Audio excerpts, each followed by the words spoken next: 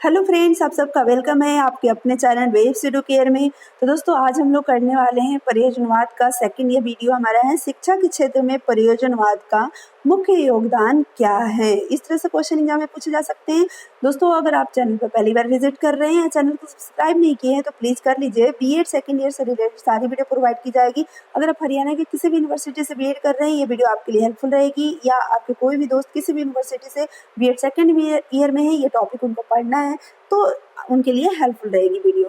तो दोस्तों, इससे पहले जितनी भी वीडियो है वो सारी वीडियो अपलोड है, प्लेलिस्ट में जाकर आप देख सकते हैं, और प्लेलिस्ट में सीरीज वाइज सारी वीडियो है, उसको आप देख सकते हैं। आज हम लोग करेंगे दोस्तों प्रयोजनवाद में, ये दूसरा हमारा क्वेश्चन है, शिक्षा के क्षेत्र में प्रयोजनवाद का मुख्य योगदान क्या है, यानी कि प्रयोजनवाद का सिद्धांत प्रयोजनवाद क्या है। इससे पहले वाली वीडियो में हम लोग देख चुके हैं।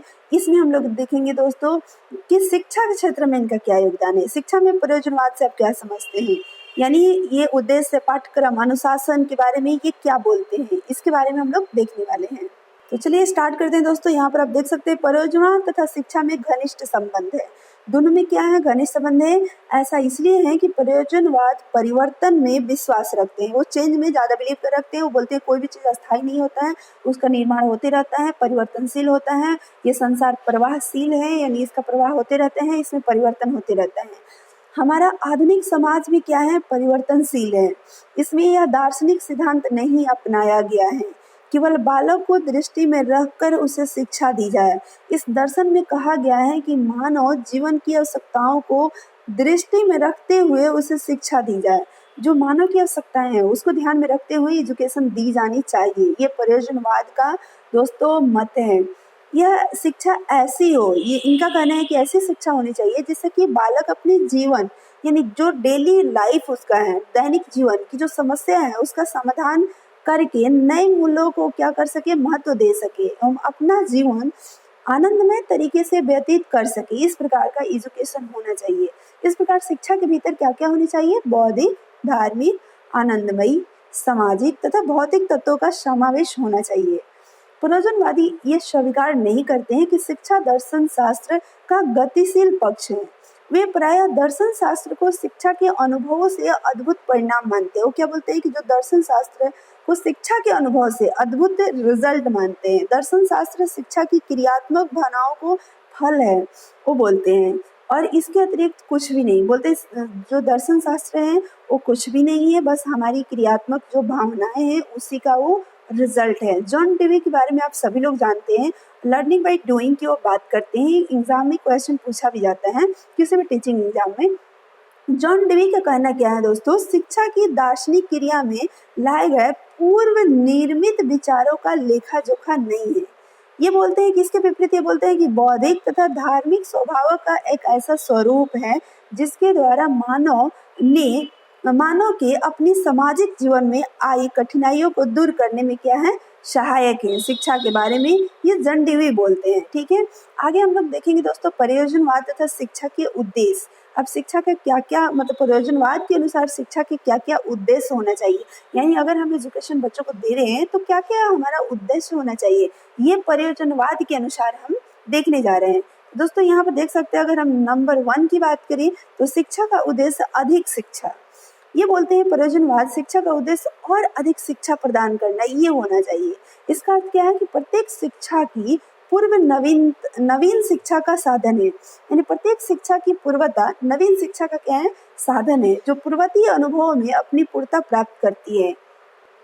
आगे हम लोग देखेंगे दोस्तों प्रकृति, जो ये हमारे प्रयोजनवाद है उनके अनुसार शिक्षा का उद्देश्य नंबर 2, व्यक्ति का सामंजस्यपूर्ण विकास। यानी दोस्तों ये बोलते हैं कि व्यक्ति का सर्वांगीण विकास तथा शिक्षा का आवश्यक उद्देश्य है, यानी बच्चों का हर तरह का डेवलपमेंट होना चाहिए, ये हमारी शिक्षा का उद्देश्य होना चाहिए।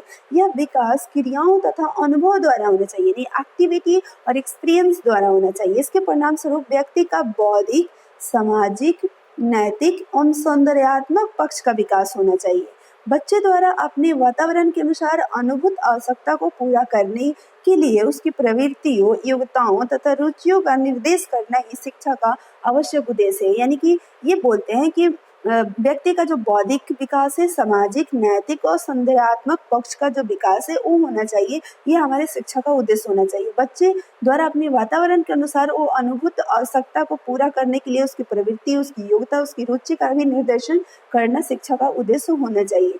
मानव कल्याण के लिए शिक्षा, यानी जो हमारे ये प्रयोजनवाद है ये बोलते हैं, इनके अनुसार, डूवी के अनुसार वस्तु कि मानव कल्याण के लिए उपयोगिता ही सच्ची उपयोगिता है। यानी कोई भी वस्तु का उपयोग अगर कर रहे हैं और मानव कल्याण के लिए उसका उपयोग अगर हम कर रहे हैं, यानी मानव का उससे कल्याण हो रहा है, तो वो सही उपयोगिता है। अगर हम कोई चीज़ यूज कर रहे हैं लेकिन मानव का उससे कोई कल्याण नहीं हो रहा है तो वो सही उपयोगिता नहीं कर रहे हैं, सही उपयोग नहीं कर रहे हैं। शिक्षा में वो इस बात पर बल देता है कि शिक्षा का ध्येय और संगठन तथा शिक्षा के रूप और पाठ्यक्रम सबका संबंध मानव कल्याण से हो। यानी इनका कहना ये है कि शिक्षा का ध्येय हो, शिक्षा का संगठन हो या उसका पाठ्यक्रम हो, सभी एक दूसरे से मतलब रिलेटेड हो और मानव कल्याण से रिलेटेड हो। वास्तविक जीवन को दृष्टिकोण में रखकर ही इसका निश्चित किया जाना चाहिए। नहीं, अगर पाठ्यक्रम हम बना रहे हैं, शिक्षा का कोई भी किसी प्रकार का संगठन बना रहे हैं, ऑर्गेनाइजेशन क्रिएट कर रहे हैं, तो उन सब में हम किस चीज़ को ध्यान में रखना चाहिए? रियल लाइफ से रिलेटेड होना चाहिए और मानव कल्याण के लिए होना चाहिए। इन बातों को ध्यान में रखकर कोई भी पाठ्यक्रम या संगठन डिजाइन हमें करना चाहिए।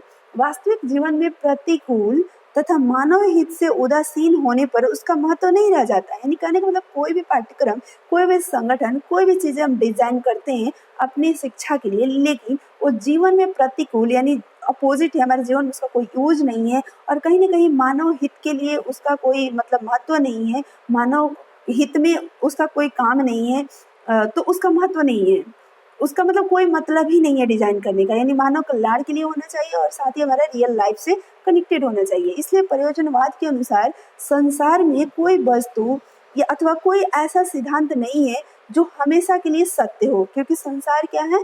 परिवर्तनशील है। वो बोलते हैं कि संसार परिवर्तनशील है, इसलिए कोई भी वस्तु, कोई भी सिद्धांत ऐसा नहीं है जो कि क्या हो, हमेशा के लिए सत्य हो सकता है कि आज के टाइम में वो सत्य है, आगे वो सत्य ना हो।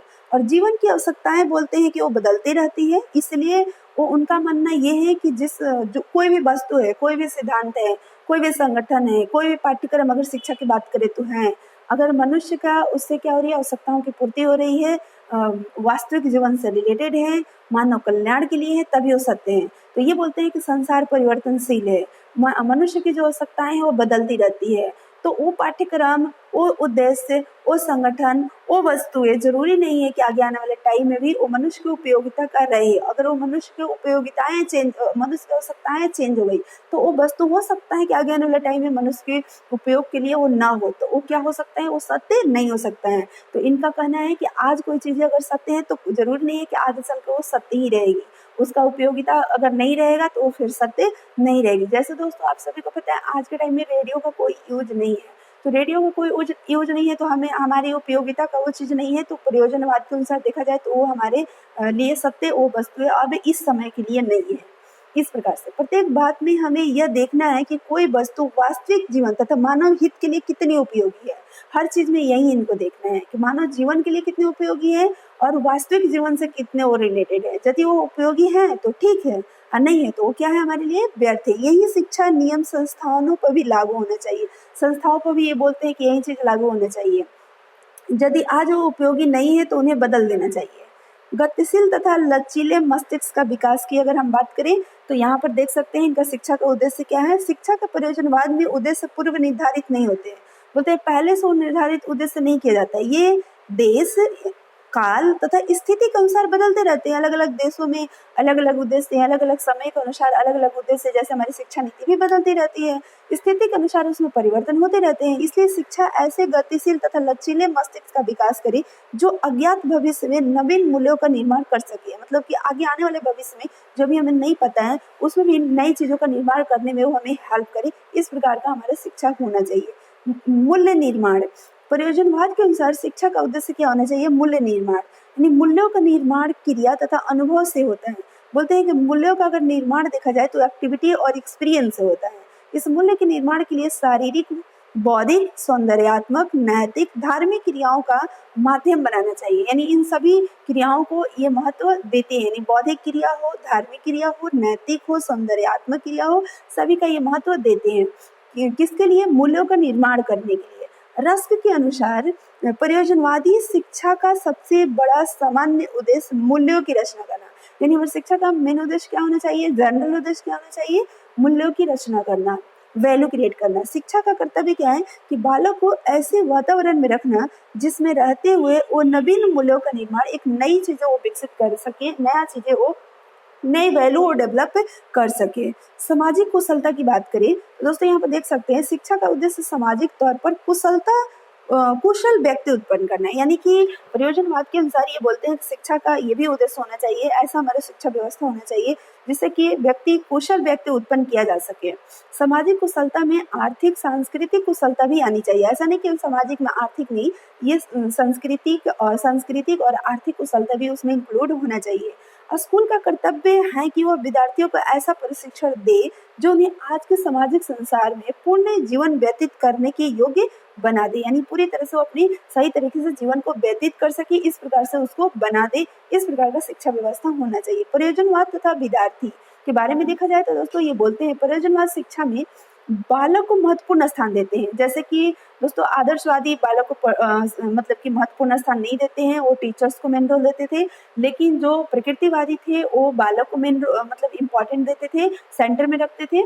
इसी प्रकार से प्रयोजनवादी जो है वो बालक को सेंटर में रखते हैं, इसलिए इन्होंने बाल केंद्रित शिक्षा पर बल दिया है। यानी प्रयोजनवादी बाल केंद्रित शिक्षा पर बल दिया है। प्रयोजनवादी भी बालक की जन्मजात शक्तियों, योग्यताओं एवं रुचियों में विश्वास रखते हैं। कुछ जन्मजात शक्तियाँ, कुछ उनके अंदर योग्यताएं, उनकी रुचियों पे भी बिलीव ये करते हैं। उनके मतानुसार बालक की शिक्षा एवं प्राकृतिक शक्तियों पर ही आधारित होनी चाहिए। उनके अनुसार क्या होना चाहिए? शिक्षा इस प्रकार का हो ताकि उसके नेचुरल जो एबिलिटीज है उसके बेस पर होना चाहिए। इन्हीं के आधार पर शिक्षण विधियों का निर्माण भी करना चाहिए। वो बोलते हैं कि बच्चे के जो मतलब कि इनेट एबिलिटी है उसी के बेस पर हमें अपनी टीचिंग मेथड का भी यूज करना चाहिए।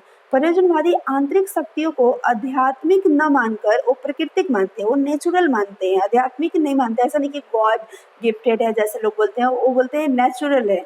इन प्राकृतिक शक्तियों का विकास बालक उपयुक्त वातावरण मिलने पर ही कर सकता है। अब उसके अंदर कोई शक्तियाँ पहले से मौजूद है लेकिन उस तरह का वातावरण उसके पास नहीं है कि उन शक्तियों का वो यूज कर सके, तो नहीं कर पाएगा। इसलिए वो बोलते हैं कि उपयुक्त यानी उचित उस प्रकार से उसे इन्वायरमेंट मिलना चाहिए, तभी वो नेचुरल एबिलिटी को, जो उसके अंदर नेचुरल शक्तियाँ हैं, पावर है, उसको यूज कर पाएगा। इस प्रकार प्रयोजनवादी बालक के विकास के लिए वातावरण को सबसे महत्वपूर्ण मानते हैं। जैसे कि वाइगोत्स्की मानते हैं, उसी प्रकार से दोस्तों प्रयोजनवादी भी बालक के विकास के लिए यानी इन्वायरमेंट को मेन इम्पॉर्टेंट मानते हैं। प्रो डीवी ने इस धारणा के आधार पर सामाजिक वातावरण पर अधिक जोर दिया। वे सामाजिक वातावरण में बालक को देकर उसे भावी जीवन का प्रशिक्षण देना पसंद करते हैं। बोलते हैं कि उसे मतलब कि सामाजिक वातावरण में छोड़ दो और उसके बाद उसके आगे आने वाला जो जीवन है, उसका फ्यूचर जो है, उसके अनुसार प्रशिक्षण उसे देना चाहिए। इस प्रकार की बात डीवी करते हैं। दोस्तों देखिए प्रकृतिवाद भी वो यानी कि वातावरण को इम्पोर्टेंट देते हैं कि बच्चों को नेचर में छोड़ देना चाहिए, नेचर ही टीचर है। बात करते हैं प्रयोजनवाद की जो थॉट है वो कहीं ना कहीं आप देखेंगे तो आदर्शवाद से नहीं प्रकृतिवाद से मिल रहा है। आगे हम लोग देखेंगे दोस्तों प्रयोजनवाद आदर्शों तथा पूर्व निर्धारित मूल्यों में भी विश्वास नहीं करते हैं। वो यानी कि पहले से कोई निर्धारित मूल्य में विश्वास नहीं करते हैं। वो बोलते हैं कि बच्चे अपने अनुभव के अनुसार मूल्यों का निर्धारण करते हैं। चिरंतन सत्य उसके लिए कोरी कल्पना है। बोलते हैं प्रयोजनवाद के अनुसार बालक स्वयं मूल्यों का निर्माण करते हैं, वह स्वयं जीवन में उद्देश्य निर्धारित करते हैं। उसके ऊपर मूल्य का आदर्श बाहर से थोपना नहीं चाहिए। इससे स्पष्ट है कि प्रयोजनवाद ने शिक्षा में विद्यार्थियों को केंद्र बिंदु बनाया है, यानी चाइल्ड सेंटर एजुकेशन की बात इन्होंने की है। अब आगे हम लोग देखेंगे दोस्तों प्रयोजनवाद तथा शिक्षण विधियाँ। इनके अनुसार मेथड ऑफ टीचिंग की हम बात करेंगे। इनके अनुसार मेथड ऑफ टीचिंग क्या क्या होना चाहिए। तो दोस्तों यहाँ पर देख सकते हैं शिक्षण विधियों के क्षेत्र में प्रयोजनवाद की महत्वपूर्ण देन है। प्रयोजनवादी सभी परंपरागत विधियों को सैद्धांतिक तौर पर स्वीकार करना नहीं चाहते हो, यानी कि जो पुरानी मेथड है उसको नहीं यूज करना चाहते हैं। विधि अपनाने की कसौटी उसकी शैक्षिक उचितता तथा उपयोगिता होनी चाहिए। प्रयोजनवाद के अनुसार वही विधि अधिक प्राथमिकता वाली है जो बच्चों की रुचियों पर आधारित हो, जो उसकी समस्याओं के समाधान करने योग्य हो। कहने का मतलब कि वही हमें टीचिंग मेथड यूज करना चाहिए जो बच्चों के इंटरेस्ट पर बेस हो, बच्चों के उसमें रुचि हो, और तथा साथ ही साथ समस्याओं के समाधान में भी कहीं न कहीं उसे हेल्प करता हो। बच्चा शिक्षण प्रणाली का केंद्र है, यानी कि बच्चा चाइल्ड सेंटर्ड एजुकेशन की बात की है तो दोस्तों इसे आप समझ सकते हैं कि बच्चों को सेंटर में रख के ही आपको ऐसी विधि यूज करनी चाहिए। ऐसा कुछ भी नहीं कि बच्चे पर बल देता हो, ना कि मतलब शिक्षण विधियों में परियोजना बच्चे पर बल देते हैं, यानी कि वो ज़्यादातर बोलते हैं कि बच्चों को सेंटर में रखो और बच्चे के अनुसार ही अपनी टीचिंग मेथड यूज करनी चाहिए, जिससे कि बच्चा उसमें इंटरेस्ट ले, बच्चे का समस्या समाधान करने में उसका कहीं ना कहीं उस मेथड का वो हेल्प ले सके, उस मेथड से उसको हेल्प मिले। इस प्रकार से मेथड हमें यूज करनी चाहिए, न कि ये बुक पर आधारित होना चाहिए, न कि अध्यापक अपनी मर्जी से कुछ भी और विषय पर भी ये बल नहीं देते हैं। ठीक है, उसके अनुसार एक अच्छी शिक्षण विधि का चुनाव करते समय निम्नलिखित बातों का ध्यान में रखना चाहिए। यानी अब देखा जाता है कि प्रयोजनवाद के अनुसार शिक्षण विधियां किस प्रकार की होनी चाहिए। अगर हम शिक्षण विधि का चुनाव करना चाहते हैं तो किन किन चीजों को हमें ध्यान में रखना चाहिए, प्रयोजनवाद के अनुसार ध्यान रखिएगा। दोस्तों नंबर 1 बोलते हैं सीखने का उद्देश्यपूर्ण क्रिया का सिद्धांत, यानी कि ऐसी हमें टीचिंग मेथड यूज करनी चाहिए जिससे कि बच्चे ज़्यादा से ज़्यादा वो सीख सके। ठीक है, मतलब पर्सपेक्टिव होना चाहिए सीखने का, ध्यान में हमें रखना चाहिए कि इस मेथड से बच्चे ज़्यादा से ज़्यादा सीख सके। उसके बाद दूसरी चीज क्रिया करके अथवा अनुभव करके सीखने का सिद्धांत, ऐसी एक्टिविटी हमें यूज करनी चाहिए doing by learning, learning by doing या एक्सपीरियंस की ये बात करते हैं, यानी कि करके सीखना, एक्सपीरियंस से सीखना, ऐसी हमारी मेथड होनी चाहिए जिसमें बच्चे को ज़्यादा से ज़्यादा एक्टिव रहने का मौका मिले। ठीक है, उसके बाद एकीकरण का सिद्धांत है। तो दोस्तों ये ध्यान देखना है कि मतलब ओवरऑल सारे बच्चे का ऐसा हमें मेथड यूज करना चाहिए जिसमें ओवरऑल सारे बच्चे इंक्लूड, ऐसा नहीं कि कुछ ही बच्चों के लिए मेथड हम यूज करें, कुछ बच्चे बाहर हो जा रहे हैं, यानी कि सीखने से बाहर हो जा रहे हैं, तो ऐसा नहीं, ओवरऑल हमें एकीकरण का सिद्धांत अपनाना चाहिए। सीखने के उद्देश्यपूर्ण प्रक्रिया का सिद्धांत, अब आगे हम लोग देखेंगे कुछ सिद्धांत है उसके बारे में। सीखने का उद्देश्यपूर्ण क्रिया का सिद्धांत, इसको हम लोग डिस्क्राइब करेंगे। जो 3 चीज़ों की इन्होंने बात की है कि 3 चीज़ों पे हमें ध्यान देना चाहिए अगर हम टीचिंग मेथड चूज कर रहे हैं, तो उसके लिए किन किन बातों का ध्यान रखना चाहिए। नंबर 1 पर ध्यान क्या रखना चाहिए, सीखने की उद्देश्यपूर्ण प्रक्रिया का सिद्धांत। यानी दोस्तों सीखने को उद्देश्यपूर्ण प्रक्रिया के सिद्धांत का मतलब क्या है कि बालक अपनी रुचि, अपनी अभिरुचि, अपनी योग्यता तथा अपने अनुभव के आधार पर किसी उद्देश्य अथवा लक्ष्य की प्राप्ति कर सके। इस सिद्धांत के अनुसार प्रयोजनवाद पुस्तकीय ज्ञान का वो विरोध करते हैं। प्रयोजनवाद बोलते हैं कि ऐसी शिक्षण विधि होनी चाहिए जिसमें बालक खुशी खुशी वो सीखे, स्वयं सीखे। उसकी शिक्षा को उद्देश्यपूर्ण तथा उपयोगी उसी समय कहा जा सकता है जब वो स्वयं अर्जित किया हुआ ज्ञान उसके वास्तविक जीवन में आने वाली परिस्थितियों के साथ बहादुरी से डटकर मुकाबला करने में सहयोग प्रदान करे। मतलब ऐसी ये बोल रहे हैं कि शिक्षा का उद्देश्यपूर्ण तथा उपयोगी उसी को हम कह सकते हैं जब वो मतलब कि स्वयं अर्जित किया हो, साथ ही साथ उसके रियल लाइफ में जो भी आने वाली परिस्थितियां हो उसको डट करके मुकाबला करने में वो जो शिक्षा है उसको क्या करे, सहयोग प्रदान करे। नेक्स्ट थिंग क्या है, क्रिया कर क्या, तो अनुभव द्वारा सीखने का सिद्धांत की भी ये बात करते हैं। प्रयोजनवाद वो मानते हैं कि क्रिया तथा अनुभव पर वो ज्यादा बल देते हैं, एक्टिविटी और एक्सपीरियंस। इसके बाद अनुसार बालक को क्रिया के माध्यम से शिक्षित करना चाहिए। बोलते हैं अटल विश्वास है कि क्रिया करके नए नए विचारों का जन्म होता है, अतः बालक के सामने ऐसी परिस्थितियों को प्रस्तुत किया जाना चाहिए जिनमें रहते हुए वो भौतिक तथा सामाजिक वातावरण की अनेक समस्याओं को सुलझा रहे हो। रायबर्न का कथन है कि हमारा सच्चा एवं सर्वोत्कृष्ट शिक्षक अपना आत्मानुभव है, यानी कि एक्सपीरियंस है। इस शिक्षक के द्वारा प्राप्त की हुई शिक्षा हम कभी नहीं भूल सकते हैं। जो हम अपने एक्सपीरियंस से एजुकेशन प्राप्त करते हैं उसको हम कभी नहीं भूल सकते। ये बात सही है दोस्तों। इस सिद्धांत के अनुसार बालक को रचनात्मक क्रियाओं तथा प्रयोग द्वारा विभिन्न बातों को सीखने के क्या देना चाहिए, मौका देना चाहिए। ध्यान देने की बात है कि सिद्धांत का उद्देश्य समस्त विषयों में केवल व्यवहारिक कार्य को ही महत्व देना नहीं, अपितु बालक को जीवन की वास्तविक परिस्थितियों में रखना इस सिद्धांत का प्रमुख लक्ष्य है। ऐसा नहीं कि केवल व्यवहारिक ही कार्य हो, मतलब कि उसका कहीं ना कहीं वास्तविक रियल जो परिस्थितियां हैं उसके लाइफ में कहीं ना कहीं उसमें भी क्या हो, उसका प्रमुख लक्ष्य हो, जिससे कि वो अपने जीवन में आने वाली अनेक समस्याओं को भी सूझबूझ कर सफलतापूर्वक क्या कर सके, हल कर सके, सॉल्व कर सके। इन चीजों को भी ध्यान रखना होगा। एकीकरण का सिद्धांत दोस्तों देखेंगे, एकीकरण का सिद्धांत का मतलब बालक को जो भी तथा जितने भी विषय पढ़ाए जाए सबको परस्पर संबंधित करके पढ़ाया जाए। यानी कहने का मतलब कि अलग अलग अगर सब्जेक्ट हम पढ़ा रहे हैं तो किसी में कुछ बता रहे हैं, किसी में कुछ, तो बच्चे कंफ्यूज हो जाते हैं कि हमें क्या करना चाहिए। लेकिन सारे विषय को इंटरकनेक्ट करके पढ़ाना चाहिए कि सब में उसका अगर उद्देश्य देखा जाए तो एक ही उसको दिखाई दे, यानी कि वो अपने लक्ष्य पर अगर पहुंचना है तो सबका जैसा होता है ना कि मत अलग अलग होता है। मैथ्स के जो टीचर्स हैं वो अलग बातें कर रहे हैं, साइंस के टीचर अलग बातें कर रहे हैं, हिंदी के टीचर अलग बातें कर रहे हैं, तो बच्चा कंफ्यूज हो जाएगा। तो ऐसा होना चाहिए कि जिसमें वो एकीकरण का सिद्धांत हो। इसका कारण है कि प्रयोजनवादी विभिन्नता में एकता है, यूनिटी इन डाइवर्सिटी की वो बात करते हैं। अतः उनके अनुसार ज्ञान के विभिन्न पत्रों के होते हुए भी एक ही है, इसे अलग अलग टुकड़ों में नहीं बांटा जा सकता है। इस दृष्टि में जहाँ तक संभव हो प्रत्येक विषय को एक दूसरे से संबंधित करके ही पढ़ाया जाना चाहिए। प्रयोजनवाद के अनुसार वही शिक्षण पद्धति सबसे उत्तम है जिसके द्वारा विभिन्न विषयों को परस्पर संबंधित करके पढ़ाया जाना चाहिए। नहीं, अगर हम साइंस में कोई चीज़ें पढ़ रहे हैं और मैथ्स में पढ़ रहे हैं, कोई ऐसी चीज़ें हैं जो हमारे लाइफ की ऐसी समस्याएं हैं जिसको सुलझाने में अगर मैथ में नई चीज़ें हमें सीखने को मिले तो साइंस में भी उस समस्याओं को सुलझाने में अगर कोई चीज़ें सीखने को मिले तो उससे अलग नहीं हो, उसी से रिलेटेड हो, ऐसी चीज़ें होनी चाहिए। तो दोस्तों इन चीज़ों को ध्यान में हमें रखना है कि तीन हमारे यहाँ पर तीन बातें की गई हैं। पहला, सीखने के उद्देश्यपूर्ण प्रक्रिया का सिद्धांत, क्रिया करके अथवा अनुभव द्वारा सीखने का सिद्धांत, एकीकरण का सिद्धांत। इन तीन चीज़ों को शिक्षण विधि चूज करते समय ध्यान रखना चाहिए। हमारी शिक्षण विधि ऐसी होनी चाहिए कि ये तीनों पॉइंट उनमें इंक्लूड हो ताकि बच्चों को ज़्यादा अपने लाइफ की समस्याओं को सॉल्व करने में मदद मिल सके। आगे यहाँ पर आप देख सकते हैं इन सभी सिद्धांतों के आधार पर जॉन डीवी तथा उनके शिष्य किलपैट्रिक ने योजना पद्धति का यानी प्रोजेक्ट मेथड का प्रतिपादन किया। इन तीनों सिद्धांतों को देखते हुए मतलब कौन सा ऐसा मेथड यूज करना चाहिए जिसमें ये तीनों पॉइंट जो अभी हम लोगों ने डिस्कस किया वो इंक्लूड हो।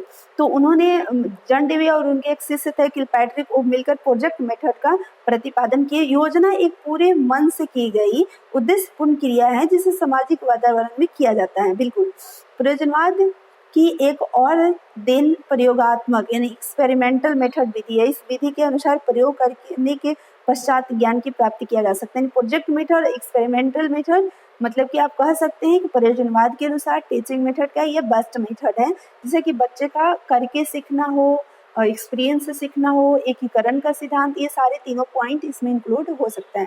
दोस्तों नेक्स्ट वीडियो में हम लोग देखेंगे प्रयोजनवाद और मनोविज्ञान, इसकी बात हम लोग नेक्स्ट वीडियो में करेंगे। तो इस वीडियो में इतना ही, फिर मिलेंगे नेक्स्ट वीडियो में। और दोस्तों अगर वीडियो पसंद आई है तो लाइक शेयर करना मत भूलिएगा और चैनल को सब्सक्राइब नहीं किया तो प्लीज़ कर लीजिएगा। फिर मिलेंगे नेक्स्ट वीडियो में, तब तक आप सभी लोगों को thank you, always take care.